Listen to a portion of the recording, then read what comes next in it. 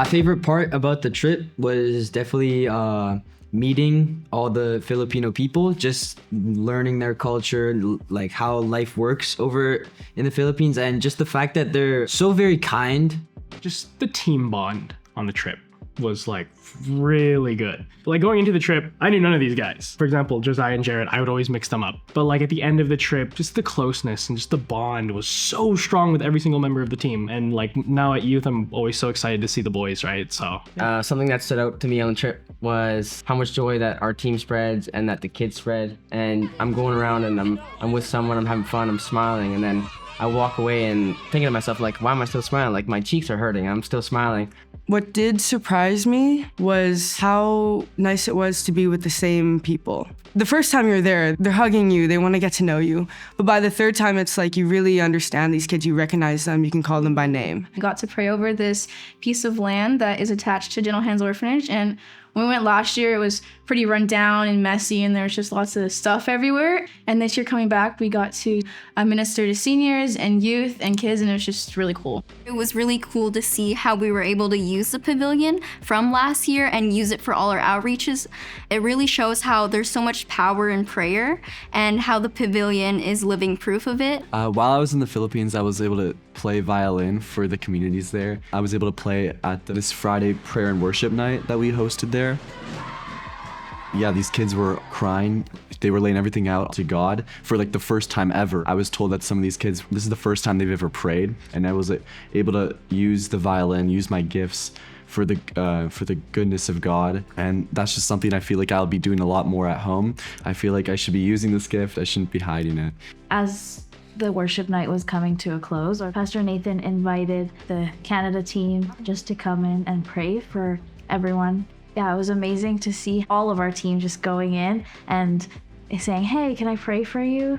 I'm just in awe, you know? It's like, this is what we've been praying for here at the church with the next generation and kind of seeing where it's headed. It's like these kids have never done prayer ministry like this. And it was just like a very promising picture of like, this is what the church should look like. All tribes, all tongues, and all generations just praying together, worshiping God, and like ultimately pointing Jesus as their hope.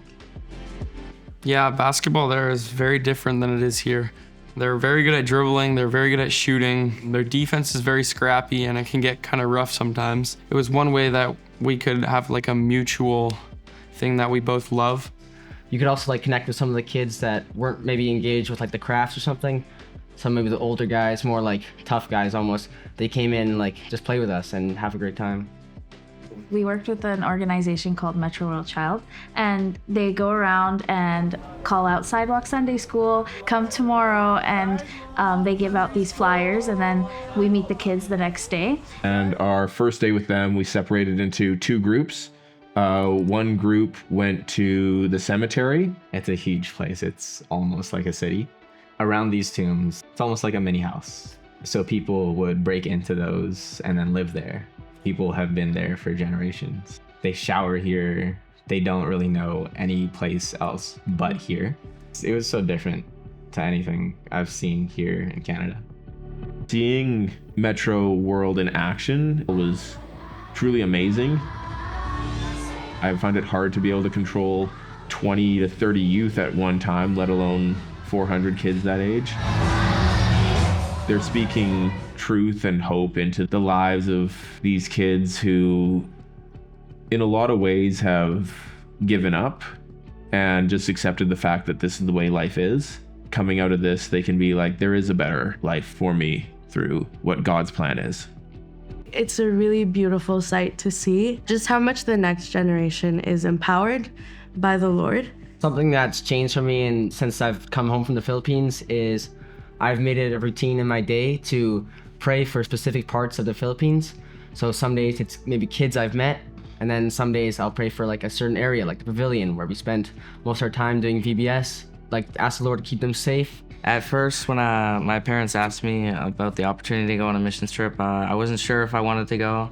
I didn't know what I was going to do or who was going and if I'd make connections with my team. But after going, I made connections with the team, and we're all very good friends now, and I had a very wonderful time, and I would encourage everyone to go because it's life-changing and it's very fun and exciting, and yeah.